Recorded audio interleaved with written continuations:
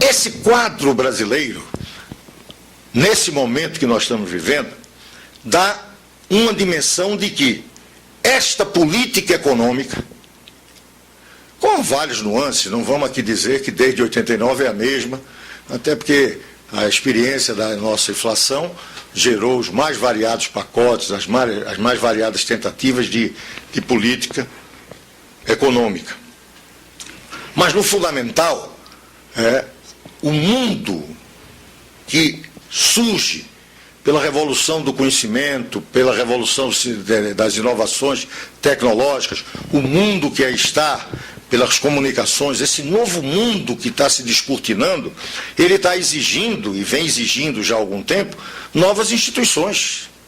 Porque nós estamos começando a ter também nova consciência. O mundo não é mais o mesmo. Qual o drama que o PT enfrentava quando assumiu o governo? É que na oposição, hegemonizando toda a oposição brasileira, ele não formulou nenhum projeto hegemônico interno para saber o que fazer no governo. E chega no governo, e as mais variadas tendências, cada uma tentando afirmar qual o seu caminho de esquerda. O que é ser de esquerda? O que é ser um governo de esquerda? E até hoje isso não está resolvido. Porque eles não discutiram e continuam não discutindo. Embora estejam se preparando agora para um terceiro congresso, onde os setores de esquerdas começam a discutir, começam a colocar algumas posições e, evidentemente, isso pode ter um resultado em que uma hegemonia se implante.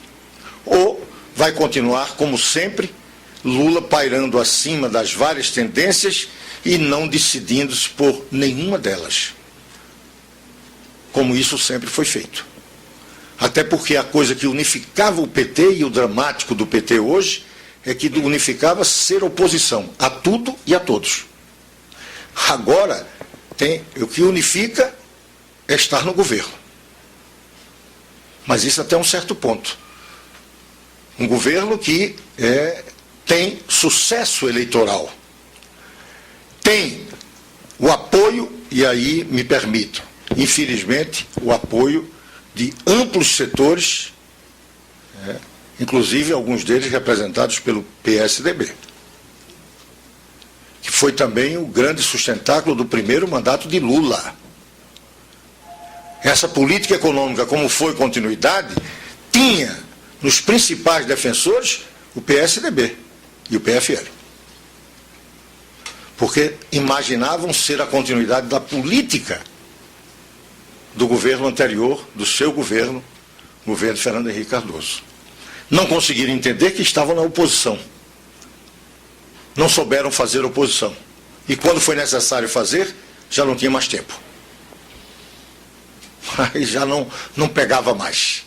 E aí a candidatura, a campanha de Alckmin, se viu o que é que foi. Da dificuldade de dizer o que é que era diferente. E ficou uma discussão em que Lula conseguiu dizer que fazia tudo melhor do que Fernando Henrique tinha feito. Mas isso é um pequeno detalhe, dentro do geral que eu quero, mas daqui a pouco quero terminar, que um dos dramas que eu tinha era ver o horário, e como eu começo a falar, termino muito. Não cheguei ao fundamental, mas é agora. Esse ciclo econômico está em crise. O exemplo maior é que o governo Lula não pode continuar com esta política. Porque a sociedade brasileira começa a exigir aquilo que há algum tempo alguns setores já exigiam. É que tinha que ter um projeto nacional de desenvolvimento. Tinha que ter um projeto de crescimento. Não pode continuar com a mesma política que condenou o Brasil a ter crescimento medíocre. E alguém pode dizer, mas o fundamental não é crescimento. Não, o fundamental é crescimento. Porque é a partir do crescimento que você pode ter políticas de distribuição, você pode ter política de correção das desigualdades. Porque não é distribuir miséria ou pobreza. Porque o que o Brasil está tentando fazer é mantendo a sociedade injusta, de lucros fabulosos para o setor dominante nessa quadra da globalização do mundo do capitalismo, setor financeiro internacional ou setor financeiro integrado, particularmente na nossa região, que teve o exemplo de Menem e Cavallo na Argentina como o principal exemplo do sucesso dessa política, na época que tinha sucesso, e que levou também para o mais desastrado, que foi o governo de La Rua, o final, o fundo do poço, também o primeiro sinal do esgotamento deste modelo.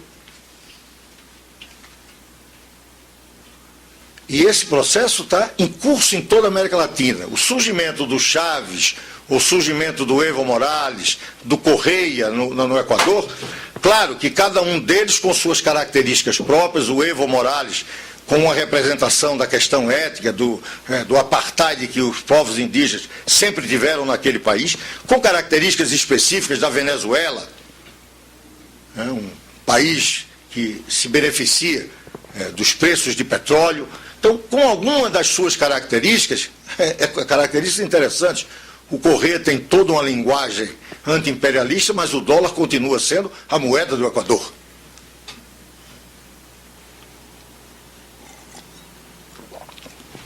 Esse processo é, em parte, reação ao estrangulamento, o esgotamento, a falência deste modelo de desenvolvimento que a América Latina experimentou. Tal como tinha experimentado do nacional desenvolvimentismo, patrocinado pela CEPAL, da substituição de importação, todo um ciclo econômico que se esgotou lá no regime militar. Essa política econômica também se esgota. E ela se esgota numa crise que o governo brasileiro e todas as forças políticas brasileiras estão começando a querer buscar qual a alternativa. Evidentemente que não é PAC. Isso é uma brincadeira. Isto é uma irrelevância. Tal como o governo agora inventando 10 bilhões para um programa de biotecnologia, que não é dinheiro novo nenhum, já consignado há muito tempo e não aplicado. Mas, infelizmente, o Brasil está vivendo disso. Está vivendo da refinaria que ainda não existe, mas que para o Nordeste é como se fosse uma grande gesta, da Transnordestina que não tem nada, não tem 1 quilômetro implantado. São obras que vivem apenas na retórica do governo e naquela visão de que nunca se fez no país o que está se fazendo agora. Mas é só isso. Porque o que a economia brasileira está enfrentando são crescimentos medíocres num mundo que cresce aceleradamente e que o Brasil perdeu a oportunidade durante 4 anos. E isto vai pagar no futuro. O dramático é esse. É se falar do Nordeste e o Nordeste ser condenado a continuar sendo uma região do país subdesenvolvida e sem perspectiva de nenhum grande salto desenvolvimentista. Ao contrário, porque o grande não é investimento, o grande recurso que foi enviado para a região Nordeste é para o Bolsa Família.